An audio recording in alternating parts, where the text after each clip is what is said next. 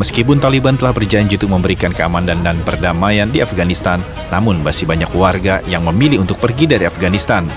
Kalau Anda tanya orang Afghanistan sekarang, lihat aja di siaran TV, mereka pada terlantar di lapangan terbang di Karazai.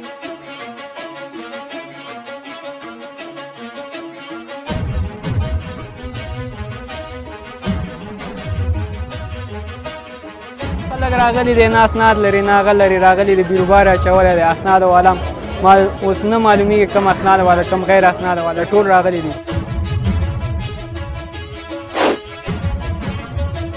Apa itu artinya? Orang-orang Afghanistan pun banyak sekali yang tidak percaya kepada Taliban. Amerika, Kanada, Fransa, her kişiler mi amcasmaz. So you'll go anywhere, any country. Any country.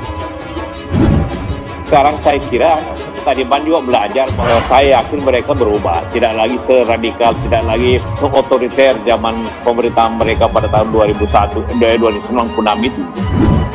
Tidak ada literatur yang mereka tulis. Mereka itu fighter. Mereka tidak punya kitab tafsir, tidak punya karya-karya tulis yang bisa kita baca untuk menjustifikasi bahwa mereka sudah berubah. Gas air mata dan selang pemadam kebakaran digunakan untuk membubarkan massa di area bandara kota Kabul pada Kamis waktu setempat. Saya lagi melihat gambar mengerikan dari orang-orang anak kecil di pesawat yang lari itu, kejar-kejar. Kan kasihan itu. Itu tandanya orang-orang itu tidak percaya pada Afghanistan.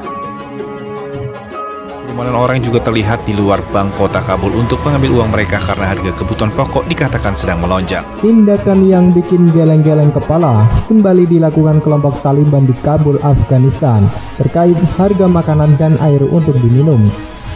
Seperti diketahui, makanan dan air adalah kebutuhan dasar yang dibutuhkan semua kelompok manusia untuk bertahan hidup. Kedua hal tersebut sudah menjadi pokok bagi setiap orang agar dapat menjalani kehidupan di mana mereka tidak pernah harus kelaparan dan mati kehausan. Namun, akibat situasi tegang yang ada di Afghanistan, Taliban kemudian memutuskan untuk menaikkan harga yang tidak masuk akal di Bandara Kabul.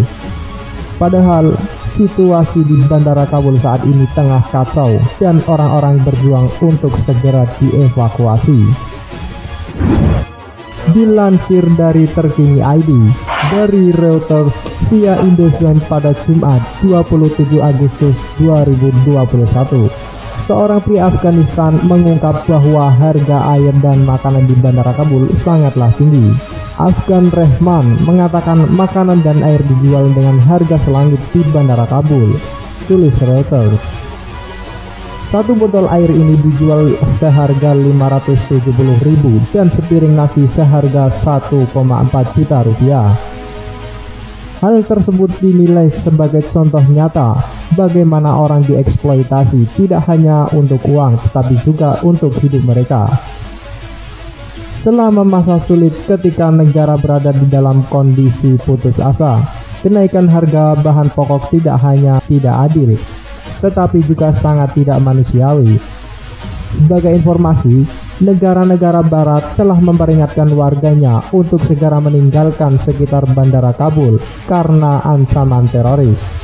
Ketika ribuan orang berusaha mencapai jumlah penerbangan evakuasi yang semakin berkurang.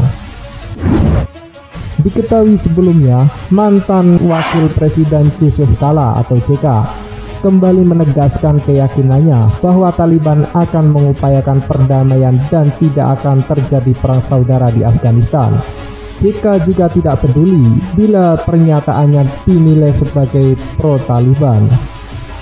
Ia mengajukan permisalannya Indonesia diduduki 190.000 tentara asing.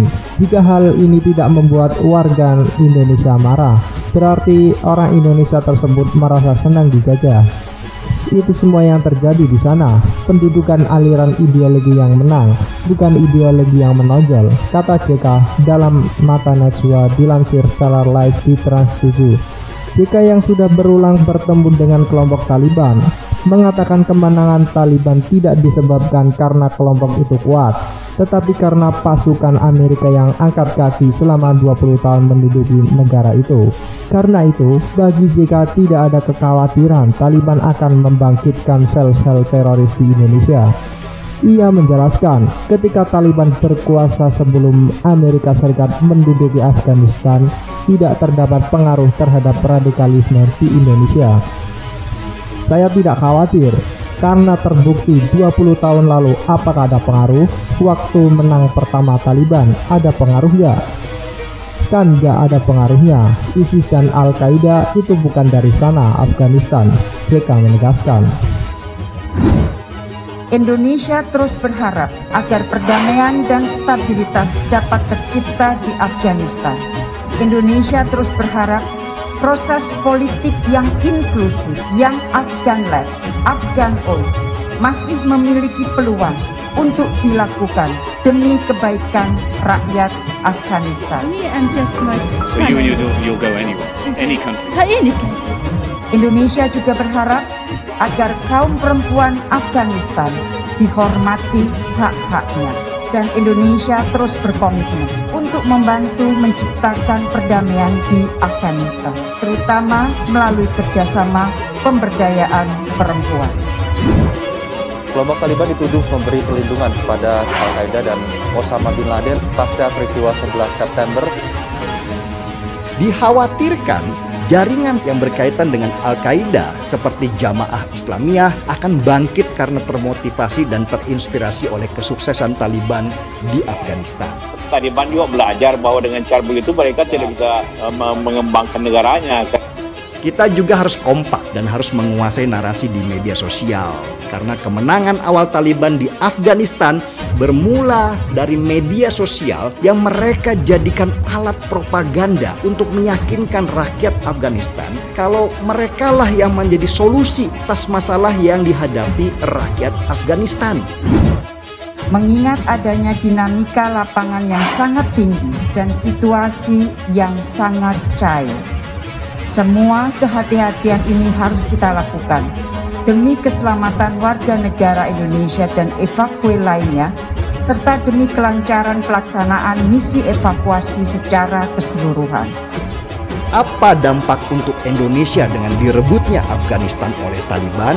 Seperti kita tahu, Taliban itu punya kedekatan yang kuat dengan Al-Qaeda.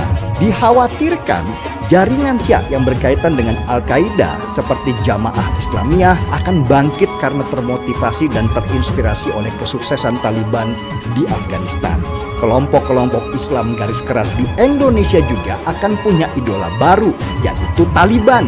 Kelompok-kelompok garis keras di Indonesia ini, meski terbagi dalam berbagai macam faksi, punya mimpi yang sama, yaitu ingin menjadikan Indonesia sebagai negara Islam. Jadi siap-siap saja ya, kita dalam waktu beberapa bulan ke depan, kemungkinan kita akan mendapat goncangan dari mereka, dan Densus 88 juga akan menangkapi banyak gerakan-gerakan dari kelompok garis keras ini. Kita